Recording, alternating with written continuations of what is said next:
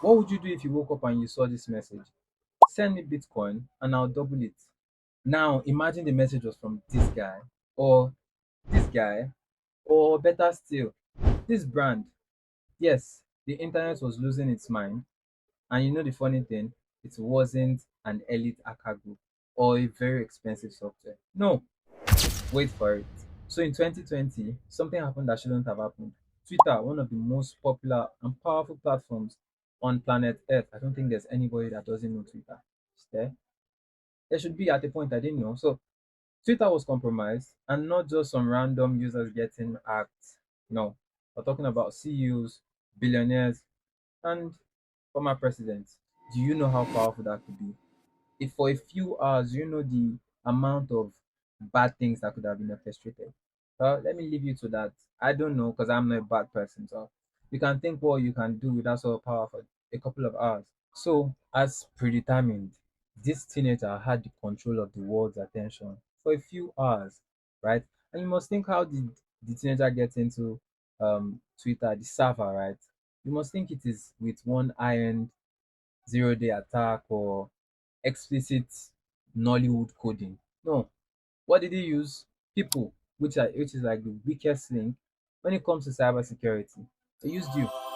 Yeah, you. So let me break it down to you for you that might not have the experience of how like a website or a web app works or an application works. There's something we call the admin panel. What is the admin panel? Now that admin panel, you are like the controller of the whole website, right? You can become a user, you can delete the user, you can add a user, you can give a certain user any privilege, you can get into a user's account from the admin panel, make posts on behalf of the user. Like you're like God. Do you understand? You're like God when it comes to that application, right? So you can do and you can undo. And this was basically what happened with the send Bitcoin and all. We'll get to that. So this is basically how a application work or a website, a web app, an application like Twitter. So yeah, let's get back into the video. Oh wait, people should chill now. Like the video, subscribe, drop a comment. Did you know when it was hacked? Did you send Bitcoin? I want to know, did any of you send Bitcoin? Because I wasn't even on Twitter. Now I have a Twitter account, you know. I should drop my Twitter. No, I have a Twitter account, but I wasn't. Let's leave that.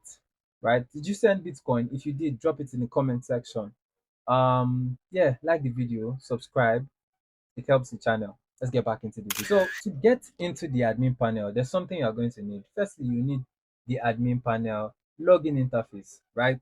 That could be found with like a number of social engineering techniques. And no, after that, you're going to need the admin password.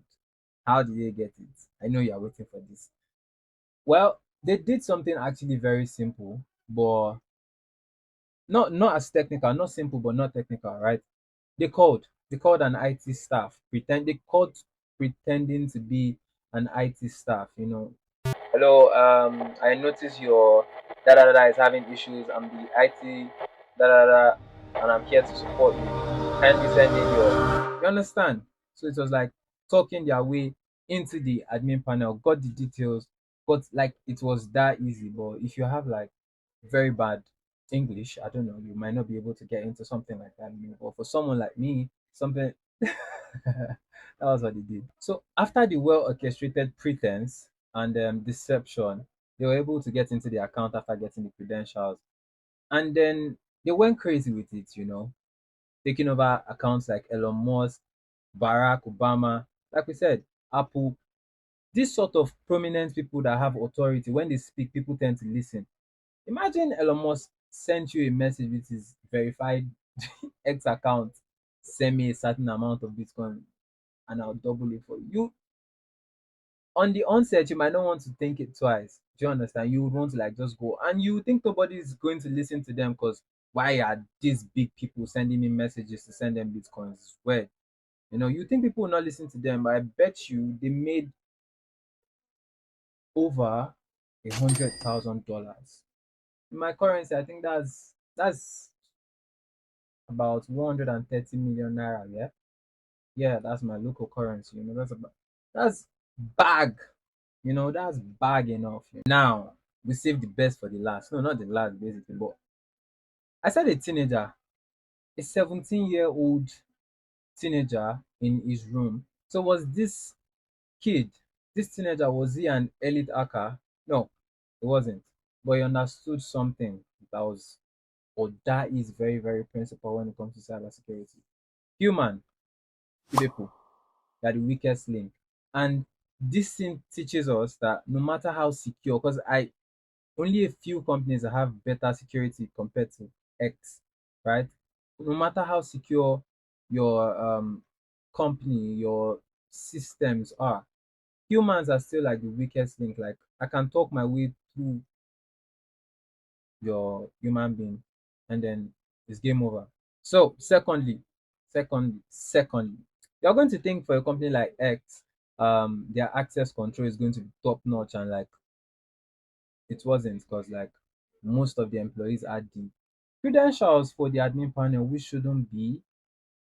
Only a number of people should have such sensitive information, something that could disrupt the whole um application. Only a few people should have it, right? So access control is something that is also very, very paramount when it comes to cybersecurity.